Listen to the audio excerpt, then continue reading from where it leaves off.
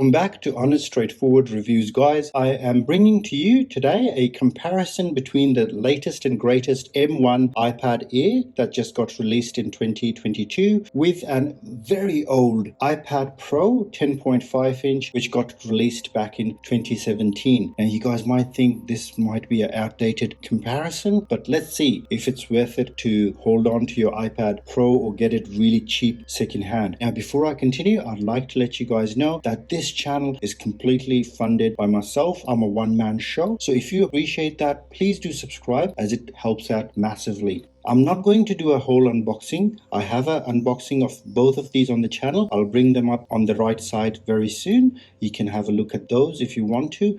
However, let's get this started. So first of all, I'll go through the physical specs, then I'll go through the technical, what's under the hood, and then I'll tell you guys my thoughts.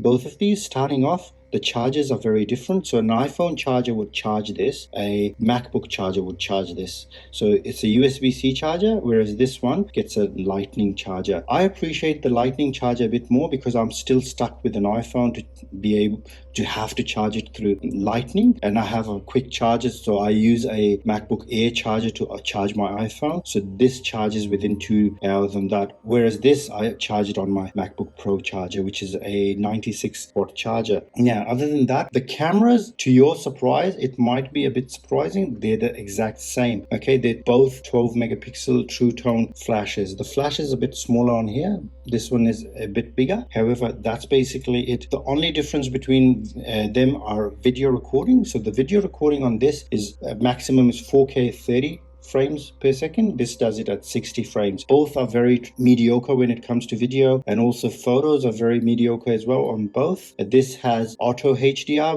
whereas this has a smart HDR. So that's the difference. However, you can have accessories, so like the Magic Keyboard and things like that connected to this, whereas you can't with this. You can only have the first gen of Apple Pencil and Smart Folio, whereas with this you can have the second gen Apple Pencil and use that with it. Another thing is the headphone jack. This has a headphone jack as well, so if you're charging it and wanting to use the headphone jack, you can, whereas with this you can't. Volume rockers are still up there, okay, so next to the camera, as you can see.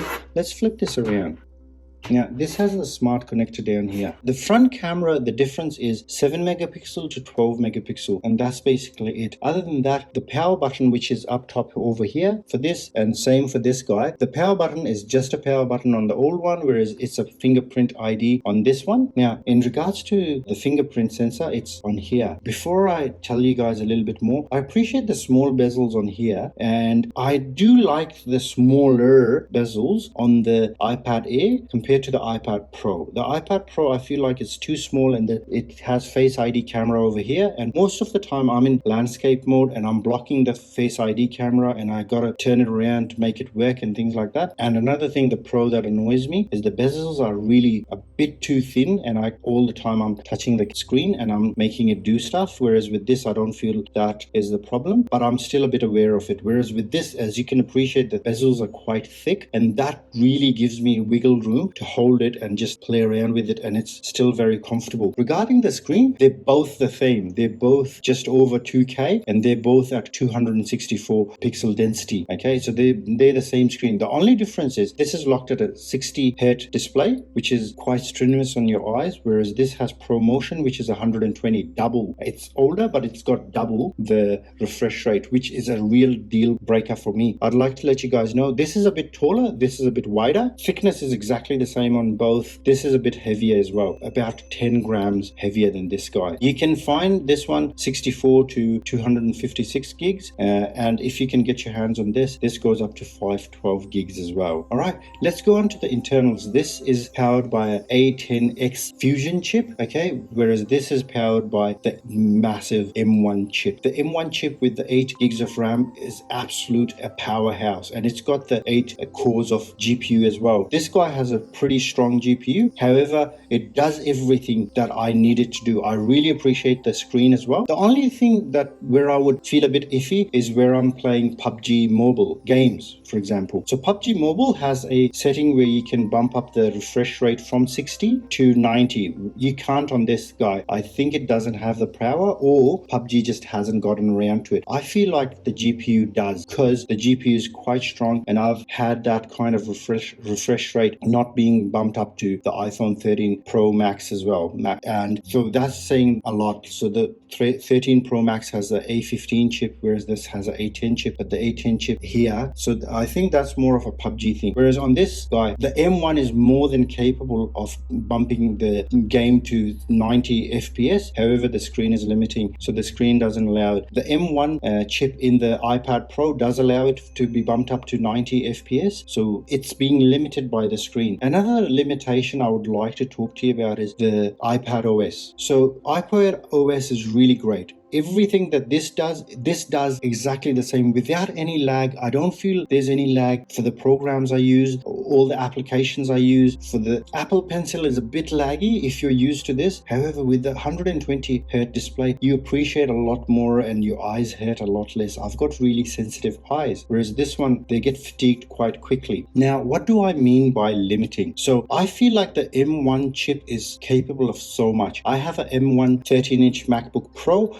and I do all my editing, everything on there. It's my main go-to computer. It does everything. However, when I come over to this iPad, it's got the same chip. However, I can't run Final Cut Pro. I don't have Logic on there. It's really limiting. It's very powerful, the M1 chip, but this iPad, and the OS on it is limiting. For example, if I have games that can have a higher refresh rate than 60, the screen doesn't allow it. So the iPad again limits it. Whereas with this guy, the limiting factor, if it is anything, it is the processor, which I don't feel like there is. Okay, it's just because it's old. A lot of games don't get those updates, so you got to be aware of it. There might not be. You might want to complain to PUBG and be like, hey, look, the iPad Pro 10.5 inch has a 120 Hz display, and that can play your game at low settings at a high refresh rate. I think that'll be no issues for this chip, because I've put this chip through the ringer and it's quite powerful as well. It's not a slouch. It doesn't slow the iPad down, but I feel like if you're going to upgrade to the iPad Air, you're losing out the one on the 120 Hz display. One thing that you're aware of, you should be aware of, you're not gaining Face ID, and the M1 chip that is so powerful, it's so limited that I can't see the benefit of the M1 chip over the A10X Fusion. If the M1 chip had the same capabilities of Mac OS on the iPad, obviously this will be a very different game. If you've got an iPad Pro 10.5 inch and you were thinking of going to the iPad Air, I would not do that. I'd personally stick with my 10.5 inch. Even I would look, in Australia, a lot of products have a 2-year warranty